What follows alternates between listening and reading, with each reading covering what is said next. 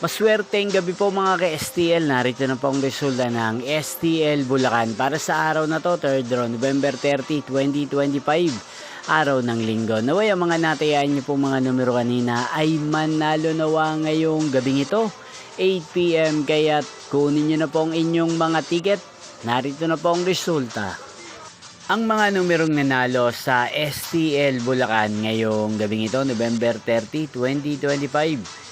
8 p.m. third draw result 5 at 12 in exact order. Again, 5 at 12. At ngayong gabing ito sa STL Bulacan, natin pong i-shoutout si Ate Marina ng Bulacan. Shoutout po sa inyo Ate Marina, sana po ay nasa maayos kayong kalagayan.